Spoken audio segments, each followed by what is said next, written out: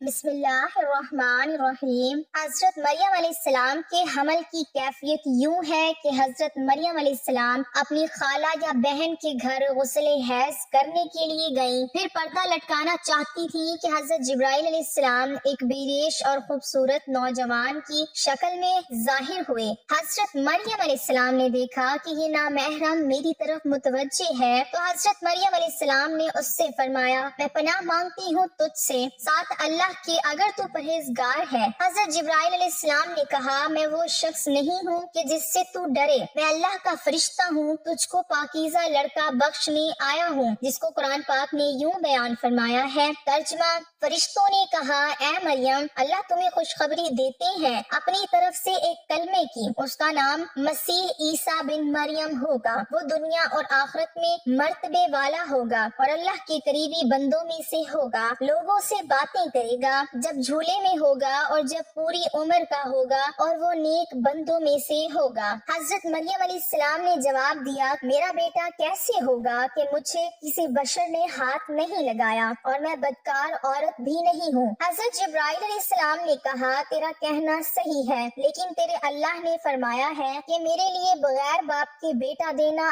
آسان ہے، جس کو قرآن پاک نے اس طرح بیان فرمایا ہے۔ ترجمہ: مریم نے کہا، اے میرے پیارے رب، میرے یہاں لڑکا کیسے ہوگا جب کسی مرد نے مجھے ہاتھ تک نہیں لگایا ہے؟ اللہ نے فرمایا، اسی طرح اللہ پیدا کرتا ہے جو چاہتا ہے، جب وہ کسی کام کا فیصلہ کر لیتا ہے تو اس کو کہتا ہے ہو جا، بس وہ ہو جاتا ہے۔ بی بی مریم علیہ السلام کو اسی وقت اتنی بڑی بشارت دی گئی کہ وہ نبی ہوگا، بنی اسرائیل اور تورات و انجیل کا عالم ہوگا اور وہ بڑے معجزوں والا ہوگا، جس کو قرآن پاک نے یوں بیان فرمایا ہے۔ ترجمہ: اور اللہ اس کو کتاب اور حکمت اور تورات اور انجیل سکھائے گا اور وہ رسول ہوں گے بنی اسرائیل کی طرف۔ حضرت عیسیٰ علیہ السلام کی پیدائش۔ غرض یہ کہ تمام بشارتوں کے بعد حضرت جبرائیل علیہ السلام نے حضرت مریم علیہ السلام کے گریبان میں روح مبارک کو پھونک دیا، جس سے فی الفور حمل رہ گیا۔ حضرت مریم علیہ السلام فرمایا کرتی کہ دوران حمل تنہائی میں حضرت عیسیٰ علیہ السلام مجھ سے باتیں کرتے تھے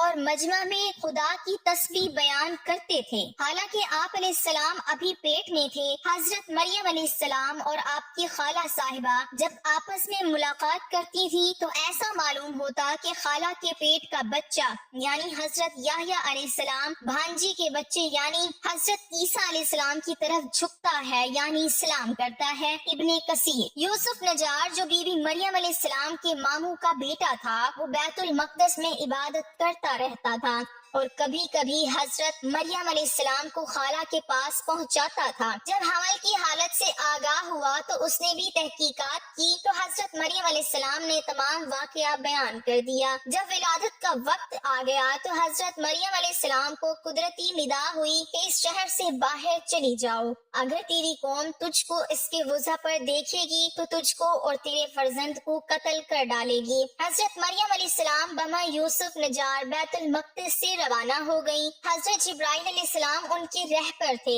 جب 2 فرسنگ راہ قطع کی تو بیت اللحم میں پہنچے، وہاں بشدت درد سواری سے اتری اور پشت مبارک ایک خشک خرمے سے لگا بیٹھی۔ تفسیر حقانی میں ہے کہ ایک پرانا مکان تھا جس میں خشک کھجور کا ایک درخت تھا، جس سے ٹیک لگایا پھر بغیر تکلیف کے حضرت عیسیٰ علیہ السلام پیدا ہوئے۔ اس وقت حضرت مریم علیہ السلام نے عرض کیا کہ اے کاش میں اس حال سے پہلے ہی مر جاتی اور نسیہ منسیہ ہو جاتی۔ حق تعالیٰ نے ملائکہ کو بھیجا اور اپنے فضل و کرم سے وہیں ان کے پاؤں کے نیچے سے ایک پانی کا چشمہ ظاہر کر دیا۔ ملائکہ نے حضرت عیسیٰ علیہ السلام کو غسل دیا اور حضرت جبرائیل علیہ السلام بحکم رب خلیل ندا دی کہ اے مریم غمگین مت ہو، اللہ نے تیرے لیے نہر جاری کی ہے اور خشک درخت کو سرسبز کیا ہے۔ اب تو خرمے کی شاخ کو ہلا، وہ تجھ پر تازہ خرمے گرائے گا، تو تازہ خرمے کھا اور پانی پی اور بیٹے کے دیدار سے اپنی آنکھیں ٹھنڈی کر۔ حضرت مریم علیہ السلام نے کہا، اگر لوگ مجھ سے پوچھیں کہ یہ بچہ کہاں سے لائی ہے تو میں کیا جواب دوں گی؟ حضرت جبرائیل علیہ السلام السلام نے کہا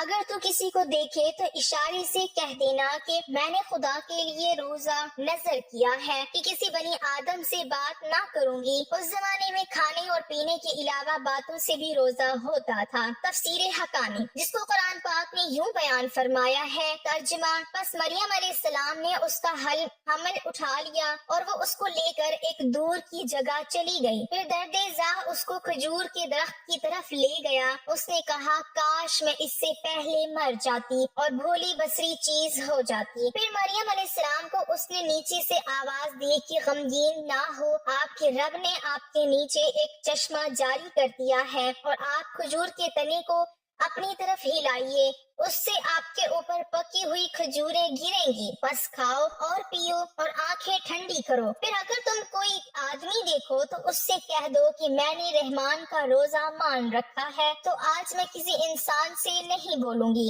حضرت ابن عباس رضی اللہ تعالیٰ عنہ فرماتے ہیں کہ حضرت مریم علیہ السلام فرشتے کی بشارت سے بے غم ہو گئی اور نفاس کی مدت ختم ہونے تک 40 روز وہیں رہیں۔ پھر اپنے گھر واپس آئیں۔ ہر طرح کی بشارتیں بی بی مریم علیہ السلام کو فرشتے نے بتا دی تھیں اور سوال کا جواب بھی بتا دیا تھا کہ تو بچی کی طرف اشارہ کر کے کہہ دینا کہ اس بچے سے پوچھ لو۔ بنی اسرائیل نے یہ صورتحال دیکھ کر بڑے غصے سے کہا کہ یہ کیا برا کام تو نے کیا ہے اے ہارون کی بہن، یعنی تو حضرت ہارون علیہ السلام کی طرح عبادت کرتی تھی اور تیری ماں بھی بدکار نہ تھی۔ حضرت مریم علیہ السلام نے حضرت عیسیٰ علیہ السلام کی طرف اشارہ کیا کہ اس سے پوچھ لو۔ پھر سب غصے ہو کر بولے کہ تو ہم سے تمسخر کرتی ہے کہ ہم اس چھوٹے بچے سے باتیں کریں۔ اتنے میں حضرت عیسیٰ علیہ السلام بول پڑے کہ میں بندہ خدا ہوں اور خدا نے مجھے کتاب دی ہے اور مجھے نبی بنایا ہے۔ جب یہود نے یہ معجزہ دیکھا تو ان کی زبان بند ہو گئی، چنانچہ ارشاد ہے،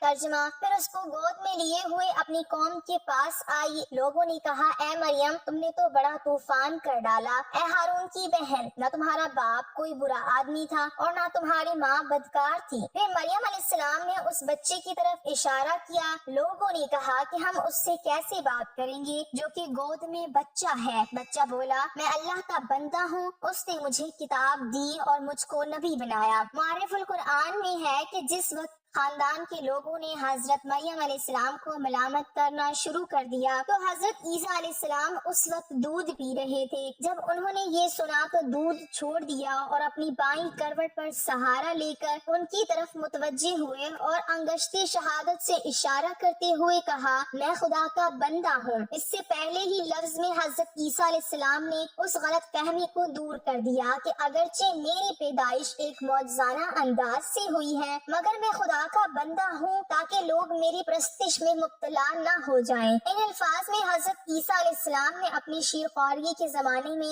اللہ کی طرف سے نبوت اور کتاب ملنے کی خبر دی۔ اس کا مفہوم یہ ہے کہ اللہ تعالیٰ نے یہ طے فرما دیا ہے کہ مجھے اپنے وقت پر نبوت و کتابت دیں گے، اور یہ بالکل ایسا ہے جیسا کہ رسول اللہ صلی اللہ علیہ وسلم نے فرمایا کہ مجھے نبوت اس وقت عطا کر دی گئی تھی کہ جب حضرت آدم علیہ السلام بھی پیدا نہیں ہوئے تھے، ان کا خمیر تیار ہو رہا تھا۔ اس کا مطلب بھی ظاہر ہے کہ اس کے سوا نہیں کہ عطا نبوت کا وعدہ جو حضور صلی اللہ علیہ وسلم کے لیے قطعی یقینی تھا، یہاں بھی اسی یقین کو عطا نبوت کے لفظ ماضی سے تعبیر کر دیا گیا ہے۔ عطا نبوت کا اظہار کرنے سے ان لوگوں کی بدگمانی رفع کر دی گئی کہ میری والدہ پر بدکاری کا الزام لگانا سراسر غلط ہے، کیونکہ میرا نبی ہونا اور مجھے رسالت کا ملنا اس کی دلیل ہے کہ میری پیدائش میں کسی گناہ کا دخل نہیں ہو سکتا۔